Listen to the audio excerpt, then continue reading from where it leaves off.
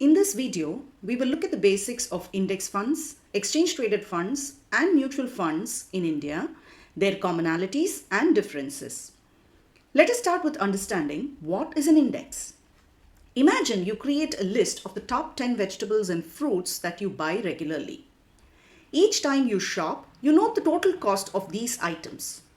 This grocery basket acts like an index because it represents a small, specific sample or something which has a common theme.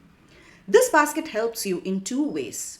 First, it helps you to buy all the contents of the basket easily. And second, it helps you to track the price movement of the basket over a period. Now, replace the vegetables in the basket with stocks. The performance of the top 50 listed companies in India is tracked by the Nifty 50 index. Likewise, the S&P 500 index tracks the stock performance of 500 of the largest companies listed in stock exchanges in the United States. An index in the finance world serves as a benchmark that tracks the performance of a basket of securities based on a specific methodology. In India, indices are created and published by the National Stock Exchange. Now that we've understood what is an index, let's look at what are index funds. Index funds are basically instruments which are designed to track the specific market indices. This is sort of passive investing, meaning the index fund just replicates or mirrors the components of the index. There is no active decision being taken by any fund manager.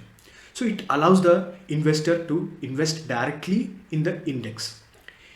And the value of the index are calculated at the end of every trading day, and the value is called net asset value. Exchange traded funds have properties of both stock and index funds. ETFs can invest in index and they are traded on the exchange just like stocks.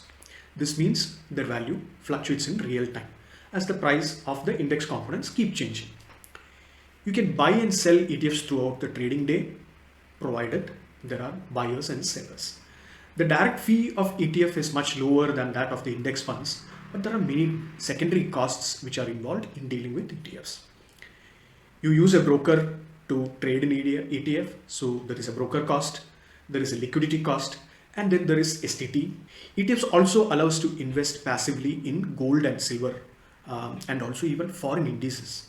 The key differentiator of an ETF with an index fund is the liquidity, the real-time pricing, and the lower minimum investment which is required. Mutual funds let you invest in a group of securities that share a common theme, just like ETFs and index funds. For instance, the ICICI Prudential Blue Chip Fund lets you invest in top 100 companies by market capitalization in India. SEBI requires that this fund allocates at least 80% of its investments to large cap stocks, while the remaining portion is at fund manager's discretion. In this active investing strategy, the fund managers achieves what is called an alpha, which is returns above its benchmark by taking active bets. Just like index funds, mutual funds also calculate their net asset value at the end of each trading day. So a quick recap of what we discussed so far. Index is something like a basket of items which is used as a benchmark to track prices. Mutual funds, index funds, and ETFs all allow you to invest in a basket of securities. ETFs are priced continuously and traded on an exchange, while index funds and mutual funds have an end of day value called the NAV. Liquidity can be a problem in case of ETFs, and it's an important factor to choose when you buy the ETFs. You can look at the impact cost of the ETFs to know the cost of liquidity. ETFs and index funds follow the passive investment strategy, which means they just follow or replicate the index. Mutual funds do the active investing strategy by taking bets. Coming to the costs, ETFs are generally low cost, up to 0.1%.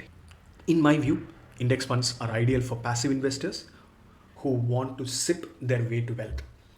Investors who want to be passive but also take mild bets can opt for a combination of index funds plus ETFs to place real-time bets. And mutual funds are ideal for investors who believe in active management of their funds. In the next video, we will look at few investing strategies purely with exchange traded funds and index funds, which can be especially helpful during the market downturns. Thank you for watching this. Be wise, money wise. Please do subscribe to our channel if you have enjoyed this video.